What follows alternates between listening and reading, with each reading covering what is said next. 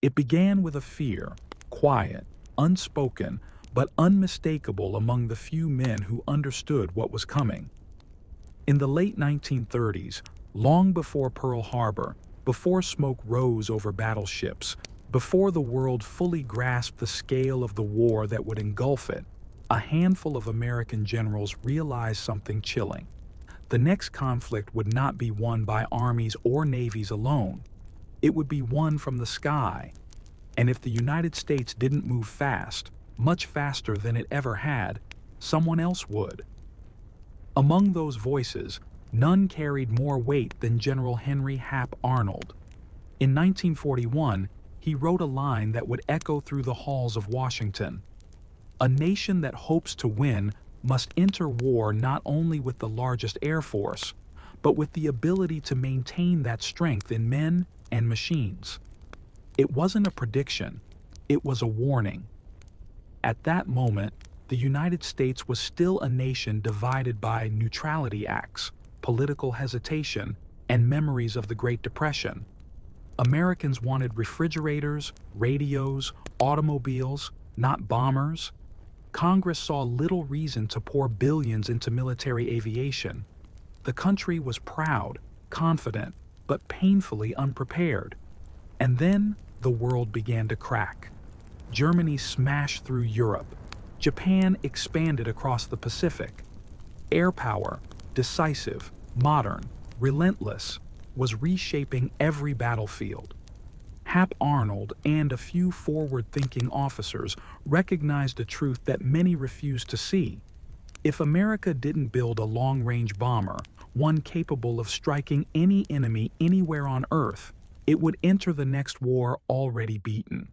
So even as the United States remained officially neutral, plans quietly began to grow inside the Army Air Corps. Engineers discussed the impossible, an aircraft far larger than anything flying, with a range of more than 5,000 miles, carrying bombs across oceans, flying high above enemy defenses. They weren't dreaming of another B-17. They were dreaming of something beyond imagination. But imagination alone was powerless against politics. President Franklin Roosevelt pushed Congress again and again to expand aviation production. In 1939, America built fewer than 6,000 aircraft. Roosevelt demanded 50,000 per year. Many politicians laughed. Newspapers questioned his sanity. But Roosevelt was no fool. He understood what was coming. And then, on December 7th, 1941, the laughing stopped. The attack on Pearl Harbor was more than a tragedy. It was a brutal wake-up call. Within hours, the United States lost over half of its combat aircraft in the Pacific. Pilots fought back with outdated planes, scarce parts, and little fuel. Suddenly, the warning Hap Arnold had been shouting for years became a national emergency. America had money now, more than ever. But what it didn't have was time. Factories that once built washing machines and farm equipment were ordered to switch to aircraft production overnight. In the East, B-17s and B-24s rolled out as fast as assembly lines could push them. But these bombers, as effective as they were in Europe, weren't enough to reach Japan. Asia was different. Distances were enormous. Bases were scarce. The Pacific was wide, empty, and merciless. To strike the Japanese homeland, the United States needed something unprecedented. A bomber that could fly farther, higher, faster, and carry more than any aircraft in existence. Something that could survive the vast distances of the Pacific and still deliver a crippling blow at the heart of the empire. This requirement put enormous pressure on military planners. A blueprint emerged, Operation Matterhorn, the first plan to bomb Japan from China. It demanded an aircraft with long legs and a powerful heart, a 5,533-mile range, the ability to carry bombs over high mountain ranges and return safely. It was a technical challenge bordering on madness, but America had no choice. The plane had to be built. This was the moment the idea of the B-29 Superfortress was born. not as an engineering project, not as a military experiment, but as a necessity for survival. A weapon that could end the war before the enemy brought the war to America's shores. Yet even as generals debated specifications, another problem emerged, a deeper, more troubling one. The aircraft industry, barely surviving the Depression, was terrified. The government offered only fixed-price contracts, meaning if a company failed, it would bear the loss alone. No refunds, no safety net. And this new bomber, this Superfortress, would cost more than any airplane the world had ever seen. Douglas wanted nothing to do with it. Lockheed was too young and too small to risk its future, and Boeing, already suffering massive losses, could barely keep its doors open. Yet, somehow, this struggling company, with little more than ambition and a desperate need to survive, stepped forward. They accepted the challenge. They would build the aircraft that didn't yet exist. They would bet their future, their engineers, and the lives of their test crews on a machine that was still only a collection of drawings. It was a decision that would push the limits of American industry and ultimately reshape the course of the war. But in December 1941, none of that was certain. The United States was wounded, unprepared, and scrambling to recover. Factories were rushing, engineers were improvising, and every general knew that the first 2 years of war would be a race to build, a race to train, a race to survive. And looming above it all was the idea of a machine unlike anything the world had ever seen. A machine that could cross oceans, a machine that could climb above the storms, a machine that could reach Japan and come home again. The United States hadn't yet built its super bomber, but the clock had already begun ticking. It is difficult today, decades later, to fully grasp just how enormous the gamble behind the B-29 truly was. The United States had decided it needed a super bomber, an aircraft bigger, heavier, more advanced, and more complex than anything in the sky. But there was one problem. No company in America wanted to build it. The aviation industry of the late 1930s was still fragile from the Great Depression. Factories had survived by selling small civilian aircraft, trainers, or modest military machines. Nobody had experience with a project that demanded enormous capital, thousands of engineers, and a level of risk that could crush even the strongest firm. And the government offered almost nothing to ease this fear. Contracts were fixed price. If a company failed, it paid the price alone. No reimbursements, no guarantees, only risk. This wasn't like building another B-17 or B-24. This was stepping into the unknown. Douglas Aircraft, despite its reputation, wanted nothing to do with the super bomber program. They had been forced, almost bullied, into developing the B-19, spending millions and ending up with massive losses. Their engineers were still licking their wounds, and executives made it clear, never again. Their submission to the new contest was little more than a formality, a recycled design almost guaranteed to fail. Lockheed, ambitious but still young, understood the danger as well. They had brilliant designers, but their factories and finances simply were not ready to build something this enormous. Signing the contract could break the company before the first prototype even rolled out. And then there was Boeing. In 1940, Boeing was hardly the aviation giant it would later become. The company had lost money on the early B-17 program and survived only because the government stepped in to help. Boeing had just 2,000 employees and was in no position to gamble its entire future. Yet when the moment came, when every other major manufacturer hesitated, Boeing did something extraordinary. They accepted. They would build the super bomber. Some said it was bravery. Others said it was desperation. But whatever the reason, that single decision would change not only the company, but the entire trajectory of the war. The military's expectations bordered on the impossible. They informed Boeing, bluntly and without hesitation, that production orders would be placed before the prototype ever flew. That meant that factories would begin assembling aircraft whose design wasn't even finished. Engineers joked darkly that they were building the ship while still drawing the blueprints. This was not a prototype first program. This was mass production first, engineering later. A backwards approach born out of wartime urgency. To even begin, Boeing needed a place capable of producing hundreds, eventually thousands of these giants. The existing plants in Seattle were too small, too cramped, too vulnerable. The answer came from an unexpected place: Wichita, Kansas. Wichita was a farming city of 120,000 people, quiet and far from the coasts. It had no major military industry, no huge workforce, no history of mass aviation production. But it had what mattered most: space, safety, and a population used to mechanical work. Kansas officials lobbied aggressively, promising land, infrastructure, and political support. They spoke of their practical farm boys, men and women who knew how to work with their hands. And so, in the middle of the Great Plains, on land where wheat once grew, the largest bomber factory in the world began to rise. The scale was staggering. It was a city within a city: vast hangars, machine shops, rail lines, and assembly buildings stretching farther than any eye could see. For many workers, it was the first time they had ever stepped inside a modern industrial facility.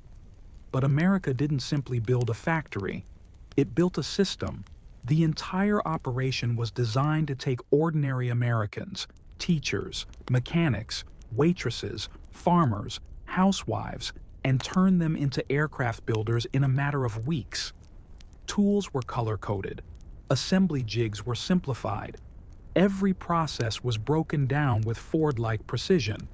If someone could hold a wrench, they could learn to build a part of the bomber. Grandmothers who had never used anything more advanced than a wood stove were suddenly riveting metal skins. Teenagers drilled holes and inspected wiring harnesses. Skilled machinists, many of whom had lost everything during the Depression, found purpose again shaping aluminum ribs and bulkheads. It was industrial patriotism at its finest. But even Wichita wasn't enough. The program expanded to include Bell in Omaha and Martin in Marietta, Georgia. Before the first prototype took to the skies, the government had already placed orders for 764 aircraft, a number that shocked even the boldest optimists. Never before in history had a bomber gone into mass production before being proven in flight. Inside Boeing, the pressure was relentless. Engineers worked nights, weekends, holidays. Parts were shared between factories, modified on the fly, redesigned again and again. Mistakes were constant. Drawings changed faster than they could be printed. There were moments when the entire project seemed one error away from collapse. And yet, every day, something remarkable happened. The B-29 slowly began to take shape. Wings longer than the Wright brothers' first flight. Engines that pushed the boundaries of power and reliability, even if they didn't always obey. A pressurized cabin, the first of its kind in a combat aircraft. Remote-controlled gun turrets. A massive, complex heart of tubing, wiring, and aluminum, all built by people who months earlier had never seen an airplane up close. It was messy. It was chaotic. It was America at full speed. And though they didn't yet know it, the workers in those factories were building more than a machine. They were building the weapon that would carry the war across oceans, across storms, across the very limits of aviation. They were building the bomber that had to succeed, because if it failed, the world would pay the price. From the moment the first B-29 prototype rolled out of the factory, gleaming under the lights like some mechanical giant, one truth became immediately clear. This aircraft was going to challenge everything America thought it knew about aviation. It was bigger, hotter, more delicate, and more advanced than anything ever built. And for a terrifying period in 1943 and 1944, it seemed entirely possible that the bomber meant to save the war might instead destroy the men trying to create it. The first enemy wasn't Japan. It was the airplane itself. The B-29 was a masterpiece on paper, but in the real world it behaved like an unpredictable and often dangerous experiment. Engineers expected problems. Every advanced aircraft has them, but no one anticipated the sheer scale. The Wright R-3350 engines, the most powerful radials ever put on a bomber, were supposed to lift the B-29 higher and faster than any enemy fighter. Instead, they became the machine's greatest flaw. They overheated constantly, sometimes within minutes of takeoff. Cylinders cracked, exhaust valves failed, oil lines baked themselves dry. If a mechanic fixed one issue, another emerged. Pilots joked grimly that the engines had only two settings: running too hot and on fire. It wasn't a joke for long. During test flights, engines regularly erupted into bright sheets of flame. In some cases, the fire spread so fast that pilots had less than 30 seconds to react. One test crew reported flames pouring down the side of the nacelle so violently that it lit the wing like a torch. Another crew described hearing a sound like someone hitting the engine with a sledgehammer seconds before the aircraft shook itself apart. And then came the catastrophe that nearly ended the entire program. On February 18, 1943, Boeing's chief test pilot, Eddie Allen, one of the most skilled aviators in America, took the XB-29 up for another evaluation flight. The engines once again began overheating, nothing unusual for the prototype, but moments later, the number one engine caught fire. The flames spread into the wing root, feeding on fuel lines and oxygen systems. Allen could have bailed out. He didn't. Instead, he fought to keep the burning bomber airborne long enough to steer it away from the densely populated Boeing plant in Seattle. He almost succeeded. The prototype crashed into the Fry Packing Company building, killing Allen, his entire crew, and 19 people on the ground. The wreckage was a blazing reminder of how dangerous the project had become.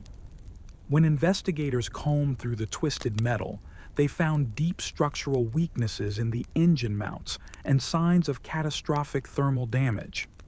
It was every engineer's nightmare rendered in aluminum and ash. Hap Arnold was shaken. The country couldn't afford to lose the B-29. Yet at that moment, it wasn't clear whether the bomber could even be made safe. Congress wanted answers. Journalists demanded accountability. Some officers in Washington quietly suggested canceling the program and shifting resources to older, proven aircraft. But the United States had no alternative. The Pacific required a bomber with range the B-17, and B-24 couldn't match. Without the B-29, the war against Japan could drag on for years. So instead of canceling the program, Arnold doubled down. He poured money, manpower, and urgency into the Superfortress project. But even with his support, the problems multiplied. The B-29's pressurization system, the first ever used in a production bomber, leaked constantly. Tiny cracks and seals turned entire cabins into depressurized chambers at high altitude. Gun turrets, controlled remotely through analog computers, often malfunctioned, pointing guns in the wrong direction or refusing to fire entirely.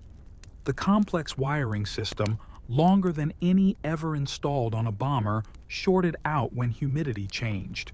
Worst of all, the aircraft sometimes shook itself to pieces in midair. Vibration issues plagued the wings and tail. Test pilots reported that the plane hummed like a tuning fork, and engineers knew that kind of harmonic vibration could tear a bomber apart from the inside. Then came the real heartbreak. Production aircraft were even worse. Every factory, Boeing, Bell, and Martin, built slightly different versions. None of the parts were perfectly interchangeable. Tail sections from Georgia didn't fit fuselages from Kansas. Wiring harnesses from Nebraska needed trimming and splicing to fit airframes made in Washington. Some early B-29s required more time for hand fitting than they did for assembly. It was chaos, organized chaos, but chaos nonetheless. When Hap Arnold visited the Kansas plant in early 1944, expecting to see dozens of aircraft ready for combat deployment to India and China, he was shown the real number: 0. Not a single combat-ready B-29 existed. Arnold exploded. He demanded an emergency meeting with Boeing management, telling them bluntly, "If the B-29 fails, the country fails with it." The factories responded with a level of urgency rarely seen in American industry. Engineers slept on drafting tables. Mechanics worked 18-hour shifts. Entire sections of the bomber were redesigned while aircraft were already on the production line. Teams tore open finished fuselages, modified cooling ducts, rewired systems, rebuilt engine cowlings, and retrofitted dozens of improvements in a matter of weeks. But looming above all of this was a shadow. What if even all this wasn't enough? The fear grew so strong that the military ordered backup engines from Pratt & Whitney and pushed ahead with emergency alternatives like the B-32 Dominator. But those programs stalled or failed outright, proof that the B-29's challenges weren't the fault of Boeing alone. The aircraft the country needed simply didn't exist anywhere else. And that meant one thing: America had no choice but to fix the B-29, no matter the cost. By mid-1944, the bomber still wasn't perfect, but it was improving. Engine fires became less frequent as cooling systems were redesigned. Hydraulic leaks were reduced. Pressurization finally worked. Gun systems became reliable. For the first time, pilots began to feel that they were flying a machine powerful enough, stable enough, and deadly enough to fight a war across the Pacific. But the struggle was far from over. The B-29 had survived its birth. It had survived crashes, fires, production chaos, and political pressure. Now it had to face something even more dangerous: combat. By the spring of 1944, the B-29 program stood at a crossroads. It had survived catastrophe, political pressure, and the near collapse of its own engineering foundation. But now, the country needed more than prototypes. It needed an army of superfortresses, hundreds of machines that could cross oceans, bomb Japan, and return home. It was the greatest industrial challenge the United States had ever attempted in aviation. And remarkably, the nation answered. What began as a struggling, chaotic program suddenly transformed into one of the most astonishing production miracles in American history. Factories that months earlier had been haunted by silence and fear now shook with the rhythm of machinery, welding, riveting, and the rolling thunder of progress. But this transformation did not happen overnight. It was built on sweat, sacrifice, and a determination born from the urgency of war. At Wichita, Boeing's new plant, an enormous, almost mythical complex carved out of Kansas farmland, was still not meeting expectations. In August 1943, the plant produced only 4 aircraft for the entire month. It was a humiliating failure for a project that was supposed to deliver hundreds. Engineers called the assembly line the slowest in the world. Workers joked bitterly that the B-29 wasn't built. It simply materialized over time. Yet those same workers, many of whom had never before touched an aircraft, would soon accomplish what trained factories in Europe could only dream of. Wichita became a magnet for Americans searching for purpose in wartime.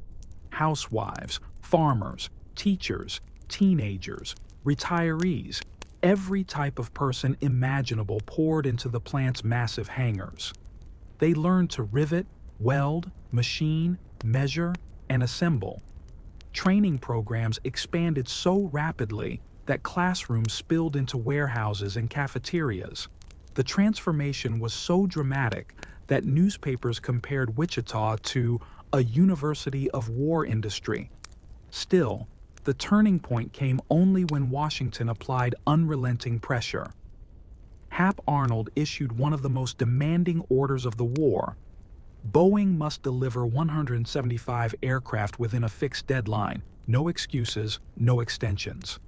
If they failed, the B-29 program and Boeing itself might not survive. The factories reacted with something close to fanatic resolve. Workers volunteered for 12, 16, even 20-hour shifts. Some slept on cots beneath the wings of half-finished bombers. Others simply stayed awake through the night, fueled by coffee, patriotism, and the fear that if they slowed down for even a moment, soldiers thousands of miles away might pay the price. Managers reported that on several occasions, entire departments worked for 24 hours straight to meet critical milestones. And incredibly, 600 men and women, laborers, mechanics, supervisors, accomplished the impossible. The order was met. It was a victory not just for Boeing, but for the entire nation. It proved that the United States could do what Japan and Germany could not: mobilize every muscle and fiber of a continent-spanning industrial machine and bend it toward victory. But building the aircraft was only part of the challenge. The B-29 also needed bases, vast airfields capable of handling its incredible size and weight. The first plan, Operation Matterhorn, required the use of airfields in India and China, an undertaking even more daunting than the aircraft itself. In China, tens of thousands of local laborers, men, women, the elderly, and even children, worked side by side, carving runways from mountainsides and rice paddies. Without modern machinery, they used baskets, wooden pans, and hand tools.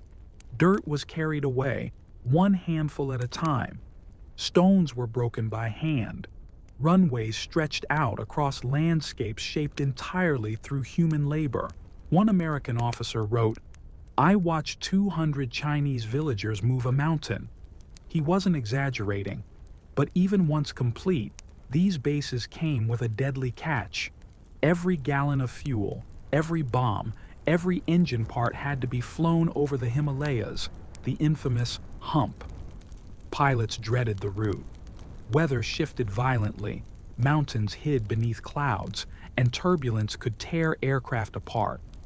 Crews described the mission as hauling gas in a gas can, because B-29s often consumed nearly as much fuel as they delivered. It was unsustainable. The war demanded something better. That something arrived when U.S. ground forces seized the Mariana Islands, Saipan, Tinian, and Guam. These islands were perfectly positioned, within range of Tokyo, and once they were secured, engineers swarmed onto the beaches with bulldozers, cranes, and thousands of construction workers. The transformation of the Marianas was extraordinary. Dense jungle was cleared, coral was crushed and shaped into perfect white runways. Enormous bases, North Field, West Field, Isley Field, Kobler Field, rose from the earth in a matter of months. They were not just airfields. They were miniature cities, complete with barracks, hospitals, hangars larger than cathedrals, fuel depots, and bomb dumps overflowing with thousands of pounds of explosives. By late 1944, something miraculous happened. The once troubled B-29 program became unstoppable. Production soared to 4 Superfortresses per day, a rate unmatched by any heavy bomber program in history. Factories poured out aircraft so quickly that pilots barely had time to learn their systems before taking them into combat. On the Marianas, long rows of silver bombers stretched farther than the eye could see, their wings glinting in the tropical sun. What only a year earlier had been a chaotic, failing project was now a symbol of American industrial might. The B-29 was ready, the bases were ready, the crews were trained. The United States had built the most advanced long-range bomber in the world, and now, at last, it would be tested not against engineering failures, but against an enemy determined to fight to the last breath. The Superfortress was about to go to war. When the first formations of B-29s rose from the pale coral runways of the Mariana Islands in late 1944, shimmering like silver arrows under the Pacific sun, the world changed. Their engines thundered across the sea. Their shadows swept over palm trees and crushed coral. And for the first time in history, the Japanese homeland, long shielded by oceans, distance, and belief in its own invulnerability, lay within reach of American bombers. But victory was far from guaranteed. The B-29 had survived the factory, survived its own flaws, survived politics and catastrophe. Now it would face an entirely different crucible: the enemy, the weather, and the limits of human endurance. The early missions were brutal. The distances were so enormous that a single round trip could take 14 to 18 hours, pushing both machines and crews to the brink of exhaustion.